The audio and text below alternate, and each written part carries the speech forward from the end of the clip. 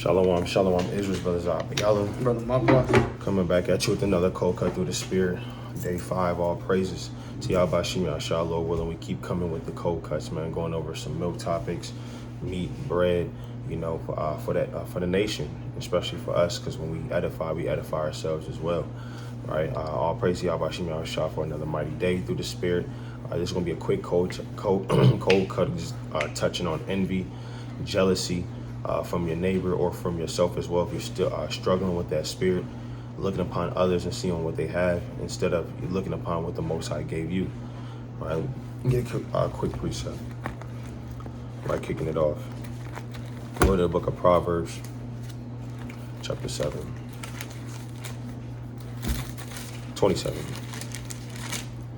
Right, it's the book of Proverbs, chapter 27. And verse number 4, I believe. Yep. And it says, wrath is cruel and anger is outrageous. So wrath is cruel, right? Wrath will cause you to throw water bottles, throw lamps across the room. You may punch a hole in the wall. I just can't control myself, right? And you just acting on like a beast, right? You flipping couches. I don't know what got into me. Right, and then people they black out. So wrath is cruel. That's a cruel thing. Anger is outrageous. You furious all the time. You yelling to the top of your lungs in the library. Why would you do that? Right, and you don't know how to talk. Right, but what the Lord say? Wrath is cruel and anger is outrageous. But who is able to stand before envy? Who is if you dealing with a wrathful man? You can't escape that. If you're dealing with a man that's always given to anger, it's going to be hard to deal with that man because you're going to have to keep delivering him from situations. But envy, who can stand before envy? Because envy is not something that's always presently known. Envy can be secret, man. Envy can be secretous, if that's a word, right? Envy can, be hidden for long periods of time, and then that can come out at the wrong time. I mean, we have multiple accounts in the scriptures of people being envious, man. Right? Let me go to a quick point too. Okay. That word envy in the footnote says jealousy too. Jealousy. You jealous. You envying what somebody else got. Right? And our forefathers dealt with that, man. Right? And that's why we got put into a situation that we're in now. Right? Let me go to the book of Genesis, chapter 37. All right? It's Genesis, chapter 37. And I'll start at verse 3. And it says, now Israel loved Joseph more than all his children because he was the son of his old age, and he made him a coat of many colors. So Jacob, he loved Joseph more so than the rest, right? And it says, verse 4, and when his brethren saw that their father loved him more than all his brethren, they hated him and could not speak peaceably unto him. So they hated Joseph.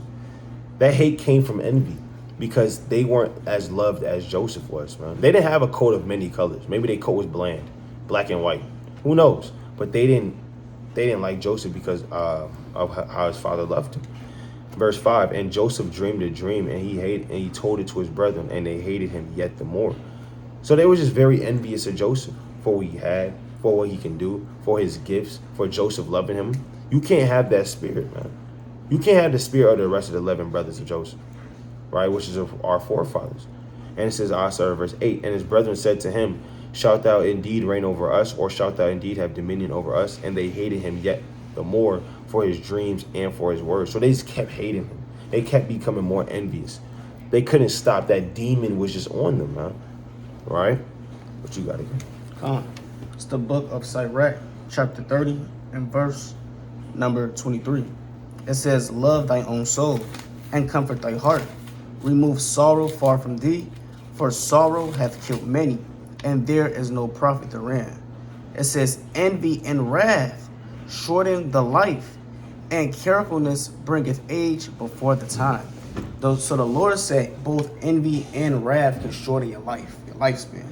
So if you're accustomed to envying, you jealous, you being covetous, the Lord said that can make your days go from, you may be living 99 years old, 80 years old. Next thing you know, through stress and you envy, you always trying to get that one up on somebody. Now you go from living from 80 years old to 60 to 50. Now at 50, you start getting diabetes, you start getting these different ailments, all because through envy. You start stressing too much. So the Lord said envy can shorten up your lifespan. You had the Jews that envied our Lord, which is ultimately the reason why he got brought up in Matthew the 27th chapter. It's the book of Matthew chapter 27 and verse number 17. It reads, Matthew 27, I'm going to start at verse 15. It says, now at the feast, the governor was wont to release unto the people a prisoner whom they would. And they had then a notable prisoner called Barabbas. Therefore, when they were gathered together, Pilate said unto them, whom will ye that I will release unto you, Barabbas or Yahushua, which is called Hamashiach? So you have Pilate, he's asking the people, hey, I got two prisoners. He got the notable prisoner Barabbas, and then he got our king and our Lord Yahushua. He said, so which one do you want me to deliver up? The one that's a notable prisoner who has proof of him doing A, B, and C? Or do you want us to deliver up a man that's blameless, right? A man that has no accounts of him actually going off. Now it says, verse 18, for he knew that for envy they had delivered him. So through the envy of the Jews, envying their king, ultimately their king Yahushua, right? That's why the Lord got delivered up. All because of envy and people had secret intentions, right? And you read that all throughout the Bible, how certain men, they envied the apostles, the prophets, the servants of the Lord, all because they were just, ultimately envy, like I said earlier, it goes back to the spirit of jealousy.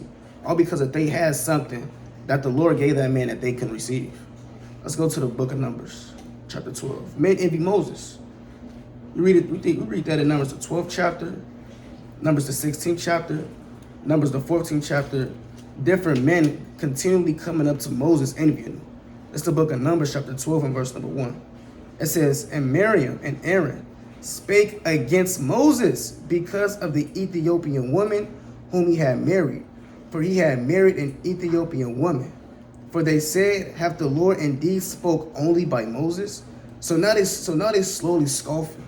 Did the Lord only speak to Moses? Right? Aaron probably saying, hey man, don't I speak for you? Your Hebrew not that good. Is the Lord only using you? So it said, I'm read that again, verse 2. And they said, hath the Lord indeed spoke only by Moses? Hath he not spoken by us also? And the Lord heard it. And the man Moses was very meek above all the men which were upon the face of the earth. It said Moses was the meekest man upon all the face of the earth. How do you envy a man that's the meekest man ever? Right? This man, he'll die for you. He'll do anything for you. Right? Yet through envy and strife, you just hate him. And this is why certain men, they have more grace and more mercy, and the Lord is dealing with them at a certain level, because certain men just have certain gifts. It's like have certain gifts that the Lord is looking for. If you're envying somebody, why would the Lord give you an office of being captains over thousands, or hundreds, or 50s? Because if the Lord put you in that position, you may turn powerful, because you envying a brother that is in that position. Let's go to the book of Numbers, chapter 16, and verse number. I'm starting at verse 1. It says, now Korah, the son of Izar, the son of Kohath, of the son of Levi, and Dathan, and Ambri, the sons of Eliab, on the son of Peleth, the sons of Reuben, took men, and they rose up before Moses with certain of the children of Israel. So you have chief men, princes, right, rising up against Moses. It says, reading on, 250 princes of the assembly, famous and the congregation, men of renown. And they gathered themselves together against Moses and against Aaron, and said unto them, ye take too much upon you, seeing all the congregation are holy, every one of them, and the Lord is among them. So you have these men saying the same thing. You have 250 princes coming up against Moses and Aaron, saying, hey, y'all not the only holy ones. Aren't we holy too? Aren't we renowned men, princes? It says, and the Lord is among them. Wherefore then lift up yourselves above the congregation of the Lord. So they trying to check Moses and Aaron. Why do you think you're lifting yourself up upon the congregation? Well, last time I checked, the Lord put Moses in his position. The Lord put Aaron and Moses in this position. They didn't lift themselves up. Like when you read the book of Exodus, Moses didn't want to do this. The Lord had to put that spirit in Moses, stir up his spirit to be able to come out and do this. Right. Nevertheless, you still had men that envied Moses and Aaron, all because what? All because jealousy, strife, covetousness, and envy goes back to these main things. Jealousy and covetousness. You just want what another brother got. Lust. Let me get that in Romans the 7th chapter real quick. Let me pass it. It's the book of Romans chapter 7 and verse number 7. What shall we say then? Is the law sin? God forbid.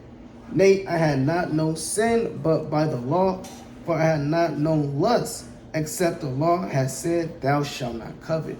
Right? And that envious spirit goes back to being covetous. Just wanting what the next brother got, wanting what the next sister got. Right? And it's always over the smallest things too.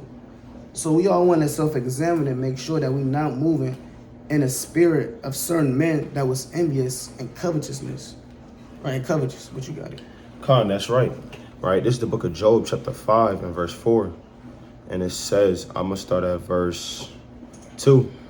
For wrath killeth the foolish man, and envy slayeth the silly one. So envy will kill you. Envy slays the silly one. If you're a silly brother or a silly sister, right, and you're a foolish person, envy will kill you. And it's going back to what we said in the book of Genesis. I'm going to go to Acts chapter 7, verse 9. Let's see what Stephen said. All right, Khan. This is Acts 7 and 9.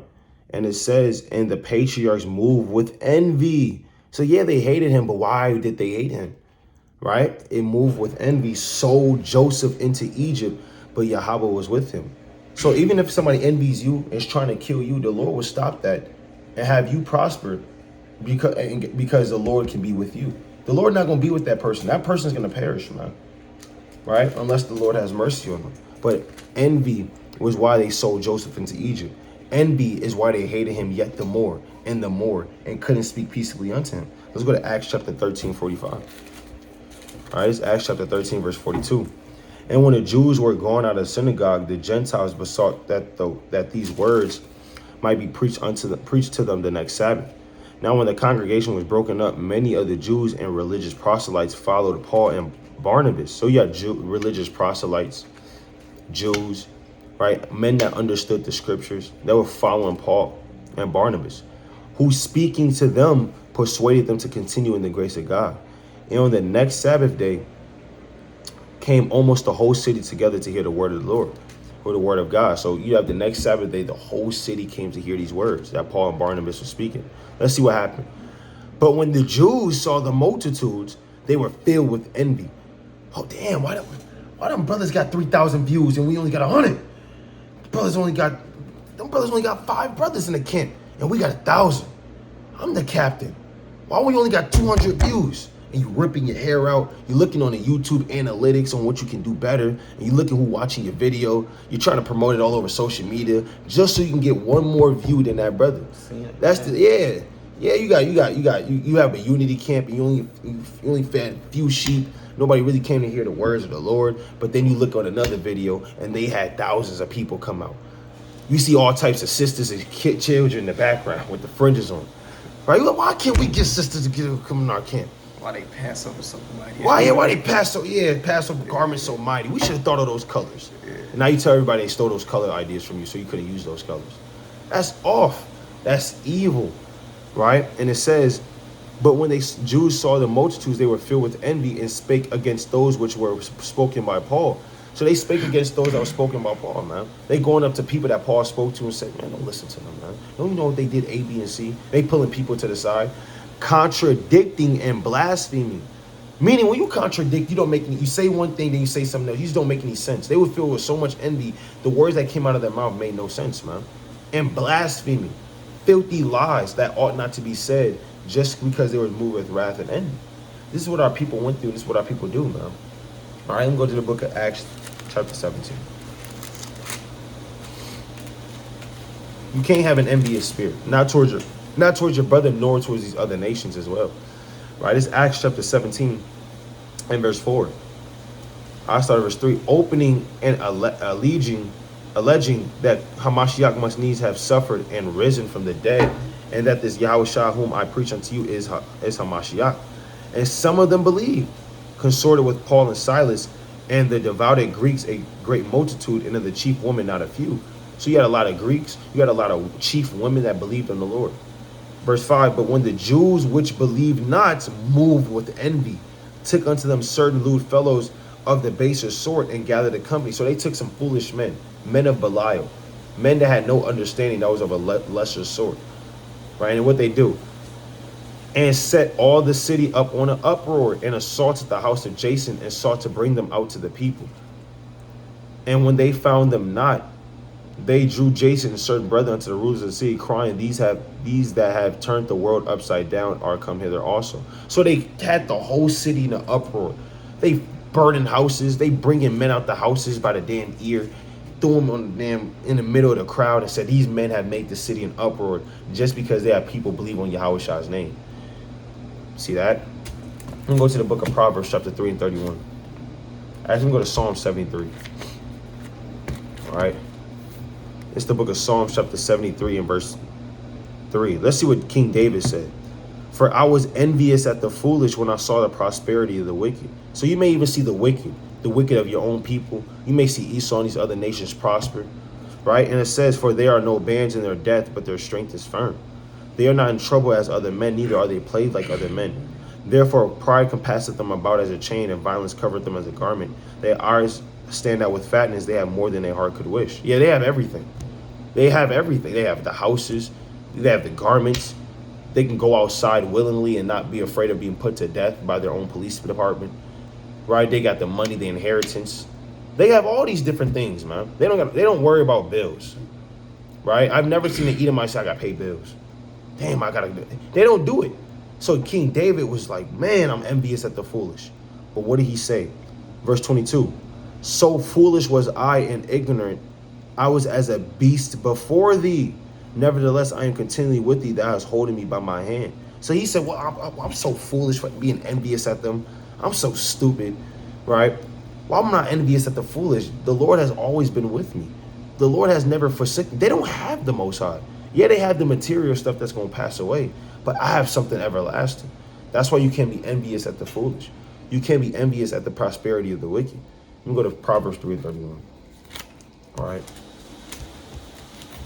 The book of Proverbs, chapter 3, and verse number 31. And it says, envy thou not the oppressor, and choose none of his ways. So don't envy the oppressor. Don't look at what they have. Don't do what they do, thinking you're going to get the same reward. Because they're getting that reward because they're wicked. You try to do that, you're going to get destroyed. Don't do that. You got to wait on your time. You got to run your own race in this thing, man. It's a race, but you got to run your own race in the lot the Lord gave you. And you can't be envious at these foolish men. But you got it. It's the book of 1 Samuel, chapter 18, and verse number 17. I'm starting verse 6. Because Saul envied David, right? You had King David, who was a righteous man who the Lord loved. Then you had Saul. So let's get this real quick. It's 1 Samuel 18 and 6.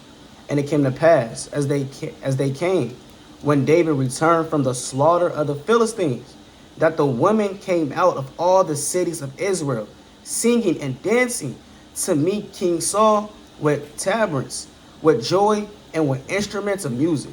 So they coming back from war, and you gotta kind of paint the scene.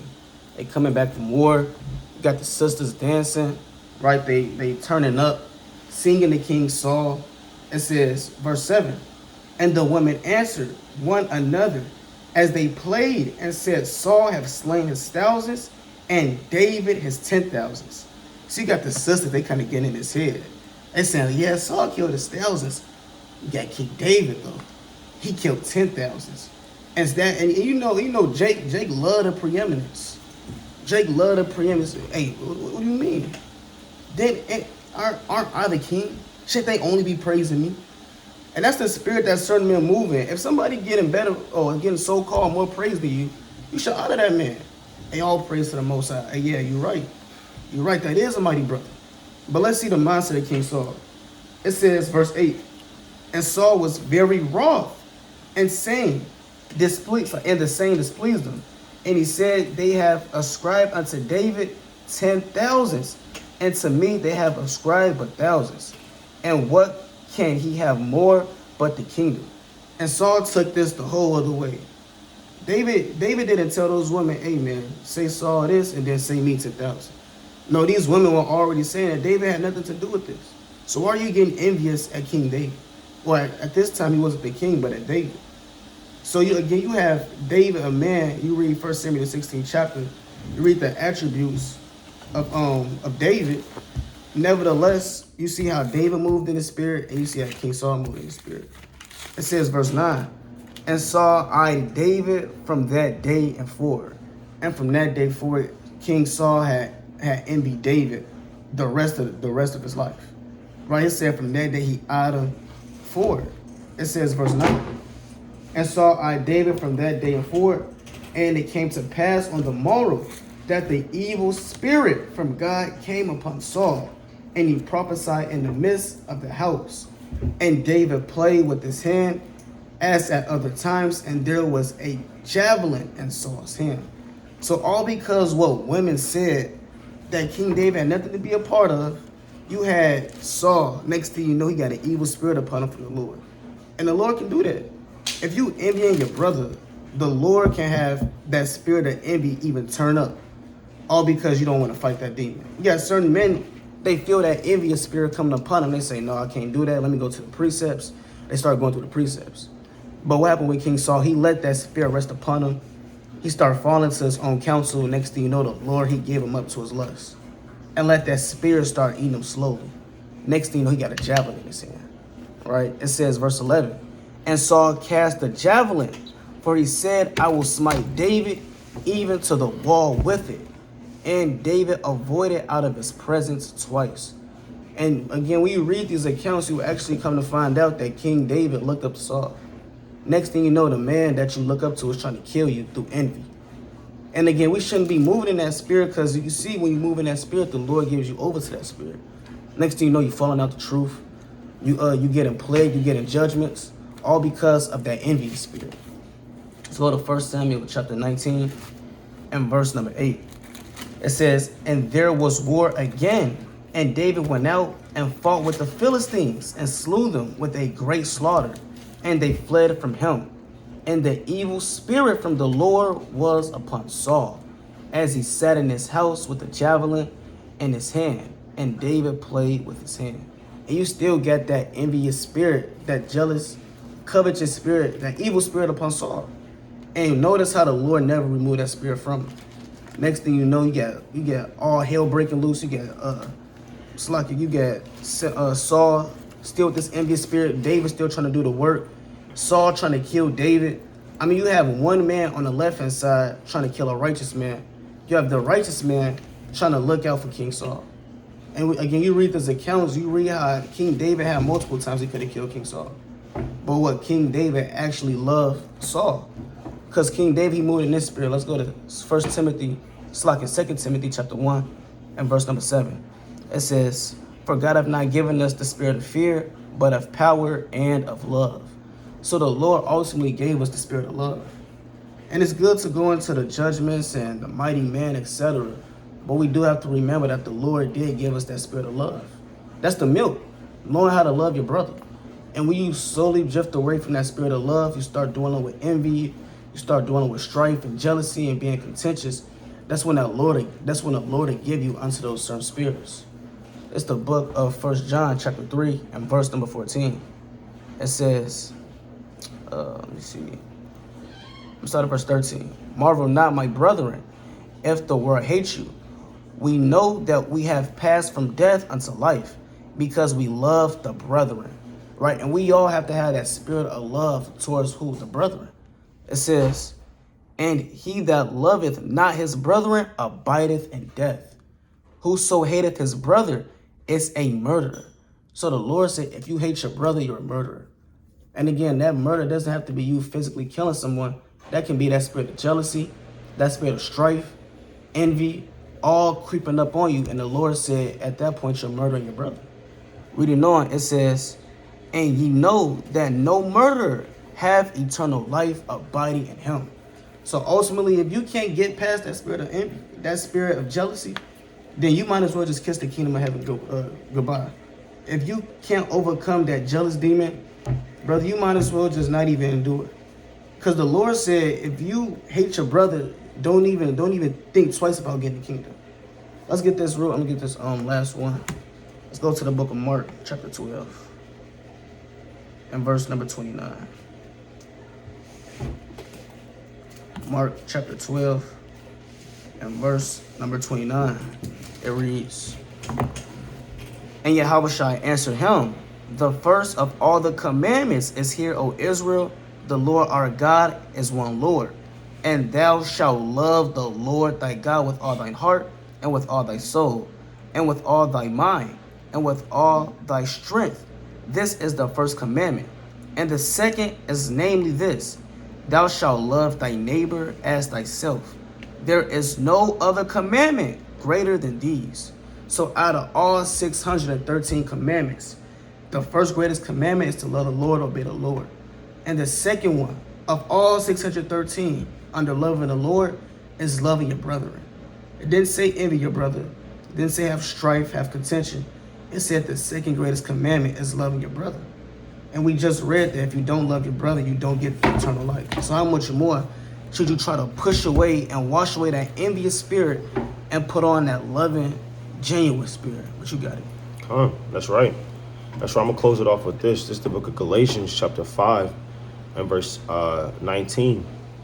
Now the works of the flesh are manifest, which are these: adultery, fornication, uncleanness, lasciviousness, idolatry, witchcraft, hatred, variance, emulations, wrath, strife, seditions, heresies, envyings, murders, drunkenness, revelings, and such like, of the which I tell you before, as I also told you in time past, they that which do such things shall not inherit the kingdom of God. We jump down to verse 26. Let us not be desirous of vainglory, provoking one another, envying one another, man. So if you're doing those things, you're not going to inherit the kingdom. So let's not do those things, especially in these last days, because we don't have time for it. If you looking at what another brother got in the last days, when Russia is about to send nukes over here and all hell is about to break loose in America, brother, you're not in the right spirit, and you really don't want this kingdom. You just want to be known and seen of men. Who cares what man thinks? Let's care what the Lord thinks. Well, I like to give all praises to Yahweh by Shem Yahushua. Lord, we was edified and bid a mighty strong shalom. Shalom.